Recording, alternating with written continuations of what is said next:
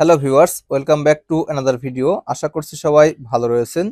তো আপনারা যারা আনসার ভিডিপি অথবা ভিডিপিতে 10 দিন, 14 দিন, 21 দিন অথবা 30 দিনের মৌলিক প্রশিক্ষণ গ্রহণ করেছেন, তাদেরকে অনলাইন রেজিস্ট্রেশন করতে হবে।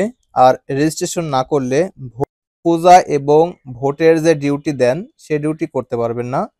তো আজকের এই ভিডিওতে দেখাবো কিভাবে আপনার হাতে থাকা স্মার্টফোন দিয়ে এই রেজিস্ট্রেশন সম্পন্ন করতে পারেন। তো এই রেজিস্ট্রেশন সম্পন্ন করতে যে সকল ডকুমেন্ট প্রয়োজন হবে: এক, আপনার একটি ভ্যালিড ফোন নাম্বার অর্থাৎ যে নাম্বারটি চালু রয়েছে।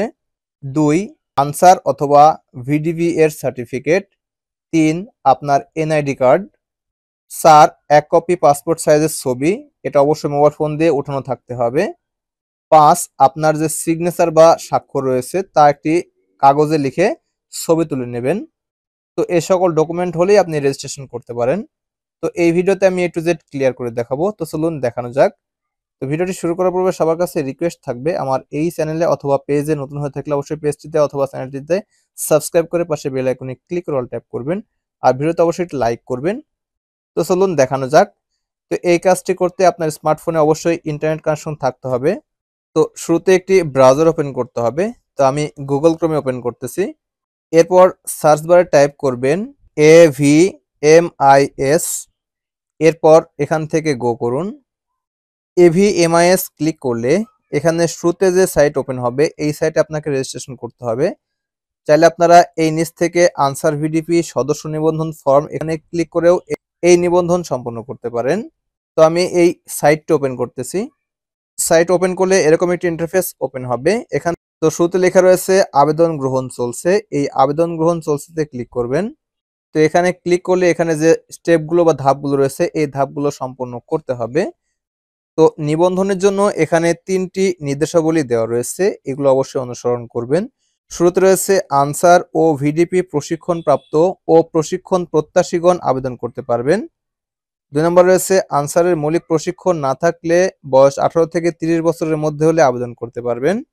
এরপর রয়েছে আপনার আনসার স্মার্ট কার্ড থেকে থাকলে এখানে আবেদন করার কোনো প্রয়োজন নেই, অর্থাৎ স্মার্ট কার্ড থাকলে আবেদন করতে হবে না। তো উপরের এই দুইটা ক্ষেত্রে অবশ্যই আবেদন করতে হবে। তো আবেদনের জন্য শুরুতে আপনার একটি মোবাইল নাম্বার দিবেন। এরপর ওটিপি পাঠান এবং অগ্রসর হন এখানে ক্লিক করবেন। আর যদি ইতোপূর্বে রেজিস্ট্রেশন করে থাকেন তাহলে এখান থেকে জাস্ট সাইন ইনে ক্লিক করবেন।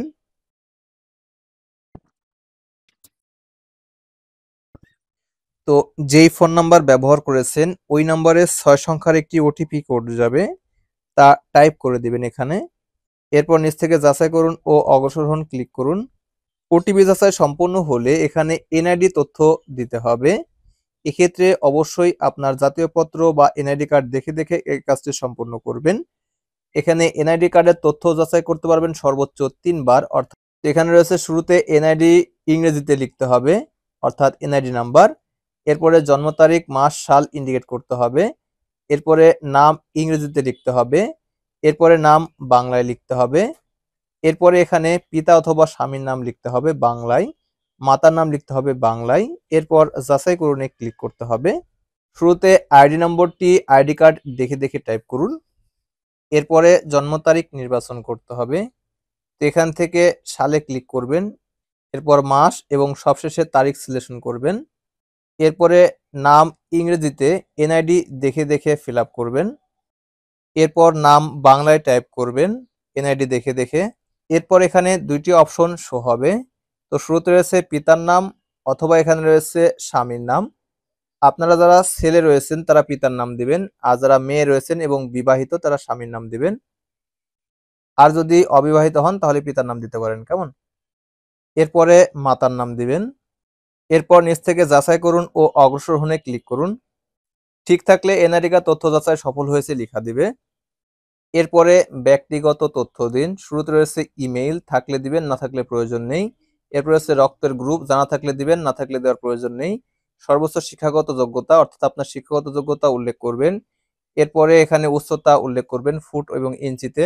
এরপরে লিঙ্গ নির্বাচন করবেন, ছেলে হলে পুরুষ, মেয়ে হলে মহিলা। এরপরে বুকের মাপ নির্বাচন করবেন। এরপরে নিচ থেকে ছবি। এরপরে এই নিচ থেকে স্বাক্ষর। এরপর এই নিচ থেকে পাসওয়ার্ড টাইপ করবেন 2 বার। এবং সবশেষে যাচাই করুনে ক্লিক করে অগ্রসর হবেন এবং এখানে যে পাসওয়ার্ড অ্যাড করবেন অবশ্যই এই পাসওয়ার্ড মনে রাখবেন অথবা কোথাও লিখে রাখবেন যাতে পরবর্তীতে বিভিন্ন কাজে ব্যবহার করতে পারেন। এই পাসওয়ার্ডটি সর্বনিম্ন ৮ অক্ষরের মধ্যে তৈরি করতে হবে। যেখানে আপনাদের ৩ ধরনের চিহ্ন ব্যবহার করতে হবে: বর্ণ, সংখ্যা এবং বিশেষ চিহ্ন।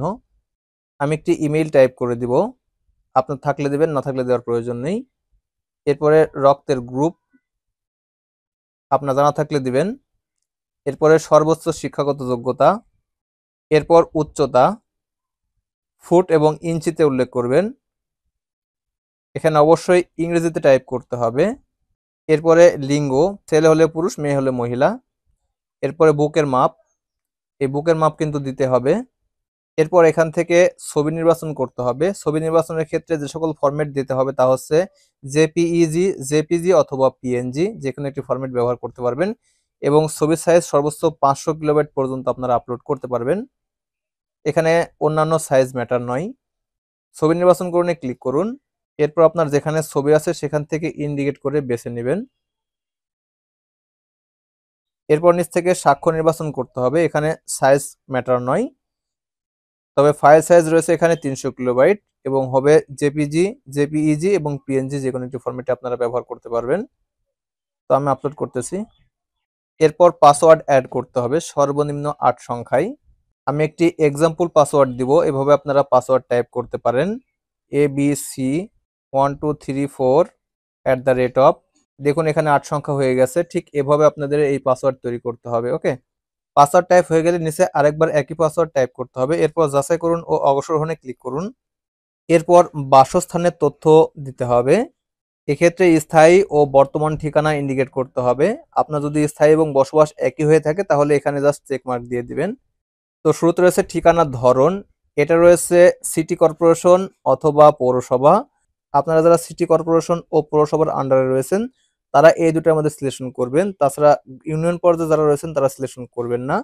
এরপর নিচ থেকে বিভাগ সিলেকশন করুন, এরপরে জেলা সিলেকশন করুন, এরপরে উপজেলা সিলেকশন করুন, এরপরে ইউনিয়ন সিলেকশন করুন, এরপর ওয়ার্ড সিলেকশন করে দিন, এরপর ডাকঘর টাইপ করে দিন, বাংলাতে টাইপ করবেন।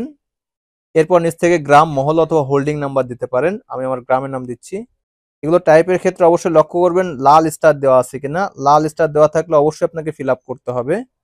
আমার বর্তমান এবং স্থায়ী ঠিকানা একই, তাই এখানে একটি চেক মার্ক দিয়ে দিব। আপনার ভিন্ন হয়ে থাকলে পুনরায় নিচ থেকে টাইপ করে দিবেন, কেমন? এরপর পরের ধাপে ক্লিক করুন। এরপর প্রশিক্ষণ ও অন্যান্য তথ্য দিন। শুরুতে রয়েছে প্রশিক্ষণের তথ্য। প্রথমে রয়েছে আপনি কি মৌলিক প্রশিক্ষণ সম্পন্ন করেছেন।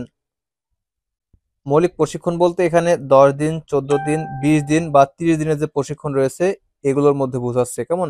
আপনি যদি এসব ট্রেনিং করে থাকেন তাহলে এখানে হ্যাঁ সিলেকশন করে দিবেন, আর না করে থাকলে সিলেকশন করবেন না, কেমন? আর হ্যাঁ সিলেকশন করলে সেখানে কিছু তথ্য চাইবে, এই তথ্য আপনাদের দিতে হবে। তো প্রশিক্ষণের ধরন, কি প্রশিক্ষণ করেছেন তা সিলেকশন করতে হবে। এখানে 3টি রয়েছে: ভিডিপি মৌলিক প্রশিক্ষণ, টিডিপি মৌলিক প্রশিক্ষণ এবং আনসার মৌলিক প্রশিক্ষণ। আপনি কোনটি করেছেন তা সিলেকশন করে দিবেন। এরপর প্রশিক্ষণের বছর নির্বাচন করতে এখানে ক্লিক করুন এবং সালটি ইন্ডিকেট করে দিন। এরপর হচ্ছে প্রশিক্ষণ শুরুর তারিখ, এখান থেকে টাইপ করে দিবেন। এরপর প্রশিক্ষণ সমাপ্ত তারিখ ইন্ডিকেট করে দিবেন। এরপর কেন্দ্রের নাম টাইপ করে দিন, বাংলা অথবা ইংরেজিতে টাইপ করবেন। এগুলো অবশ্যই সনদপত্র অর্থাৎ সার্টিফিকেট দেখে দেখে টাইপ করবেন। এরপর এখান থেকে সার্টিফিকেট নাম্বার টাইপ করে দিবেন। এরপর সংযুক্তিতে সার্টিফিকেটের ছবি উঠাবেন এবং ছবির ধরন পিডিএফ, জেপিইজি, জেপিজি অথবা পিএনজি হবে এবং ফাইল সাইজ হবে 500 কিলোবাইট। তো অবশ্যই সুন্দর করে ছবি তুলে এখানে আপলোড করে দিবেন। ফাইল নির্বাচনে ক্লিক করুন।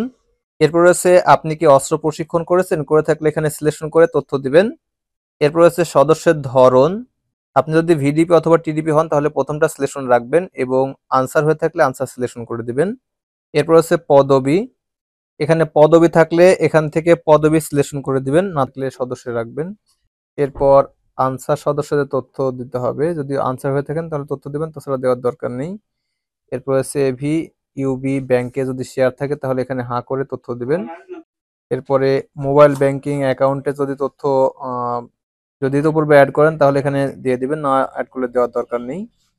এরপর জাস্ট নিচ থেকে সাবমিটে ক্লিক করবেন। চাইলে আপনারা প্রিভিউ করে দেখতে পারেন কোথাও ভুল আছে কিনা। ওকে, আমি সাবমিট করতেছি।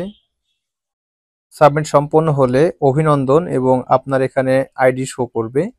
এখন চাইলে এই নিচ থেকে আপনারা প্রোফাইল চেক করতে পারেন।